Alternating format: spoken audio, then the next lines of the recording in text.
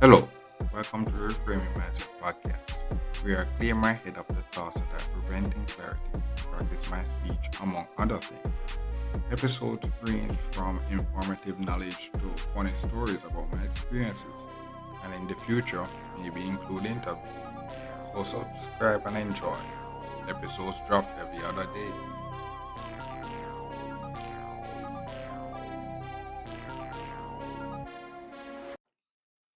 Okay, now welcome back to the Reframing Mindset podcast. My name is Constant Brooks. I know this episode is going to talk about, you have to just push through the bad days. And it's like, this topic is really easier said than done. Cause I've been in that experience and like when I was in the hot seat, like I really wanted to. It's really hard to just hold a like stick around just for the day. Though. It's like really hard, really hard. Cause like like I reached this far. This is where recorded after my ninth week. Well, end of the ninth week, and I'm going into 10 week as well. Still there, not still there, pushing through. But like the days, it's so long, it's so long because like, when you're not able to actually do the work well, like when you're just starting, the days feel so long because you're getting the calls and it's like you get in the problems and it's like you're doing it so slow and the people are on you and they you're in it to make them money and so it's like all this pressure is on you, you're not doing well and it's like i- in your head it'd be like, oh my god, bro, why the hell am I here doing this? I just want to quit. And I said people quit. That I came in with, they quit. But you have what I had to do. I just mentally just say, okay, I just need to make it to the lunch time, so that I just get 40 minutes. Basically, I just recover myself, just recover from from all the job of the first half of the day, and just recover to just go back to the second part of the day because like n- this thing really gets to you. It really gets to you in the beginning. I can't say it gets better. My supervisor will tell me that it gets better, but I have reached a point where I tell that okay, it get better. But in the initial phase, you really have to just say okay, you have to push through because as I said, the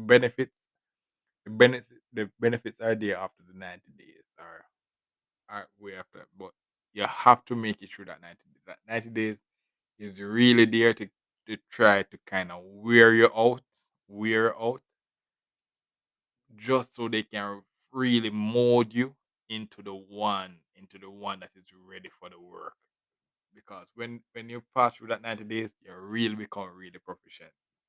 You may not be the best, but you're really proficient in a lot of stuff, and you can really execute a lot on the work. But some of those days, like if you listen to the podcast at the various week, you realize that some of those days you have to just be there and just take the hits and just make it to the lunch. Just make it to the lunch, and when I make it to the lunch, you just be like, just buy your lunch and just eat there, chill there for the 40 minutes, and be like, all right, that took some hard beating, but at least I get to eat. At least I get to eat and just chill off and just basically just mentally reframe my mindset again and going back. And what happened was that lunchtime really does is really great. And it's like one thing is that when you're going through having these bad days, it makes you really value the breaks and the lunchtime even more because it's like it's saying okay, it's like a pause on the madness. It's like a pause on the madness for you to just regroup and then go back into the warfare. That's like what the breaks at lunch is for. It's like it's a break from all the madness to say okay, just give me a time, let me just recover myself, get away from the madness, and then regroup and then get back in it. And it's like, it really helps. It make me use those break time very strategically. And then when I get my lunch, the lunch is really just there to really just fuel me and basically just recover myself. Be like, okay, I'm ready for the next half of it. And what happens is that I usually go into the second half of the work more relaxed than when I just started, because what usually happens is that when I'm starting the work, the calls are so unpredictable. I don't know which first call I'm getting, what type of call I'm going to get. It could be an easy one or a hard one. And then what happens is that depending on the call, I can really start off on a bad foot. And when I start off on a bad foot, it really, because it does constantly, you can't stop the work, you can't pause, you can't do anything. You just basically just continue. It really takes a while to actually recover from starting on a bad foot. That's why the breaks and the lunch are important, because it's like a pause. When it pause, I give you time to basically stop, and it's like give you time to just catch up to yourself, and then recover from the bad start, because it's like, okay, it's like I'm starting over now. So I just get time to just basically recover all these stuff, catch catch up back to catch up back to where I was, and then when I'm back online now, then then I can just basically say, okay, I'm starting off with a better foot now, because the bad start is gone. It's like I'm starting over again. I'm no more wiser than I was in the morning. I know I can basically execute more better. So that's like that's the reason. That's the importance of the strategic breaks, taking the strategic breaks and lunches. Like, yeah. But yo, you have to really mentally. It's really mental. And the thing about it is that I can't tell you that you have to push through, but when you're in that bad day, it's real. It's a real bad day, and it's like physically and mentally breaking you down. It's physically and mentally breaking you down, and you have to basically have a mental fortitude to just say, okay, I have to push through this. I have to just push through this. It's just a temporary phase. And think about it that when you're going through this bad time, the time is so slow. It's so slow. So you have to just mentally say, okay, yo, I'm just going to make it through this. I'm just going to make it through this. I'll just push through. And then it will take a long while, but when it's done, it's done. And what happens is that when you finish that work day, you go home, and the next day you go home, get some sleep, and go back the next day, you're wiser. You're wiser and better for the next day. Wiser and better for the next day. Because all these all these bad days are really just good practice for the next day. You're learning all your mistakes and all those bad days, so that you can become more effective on the next day.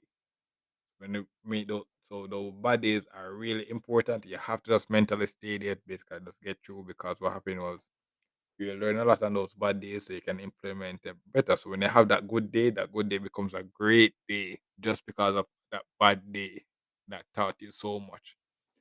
Yeah, so that's basically for this episode. There's not much to say more about this, because they're supposed to get the essence.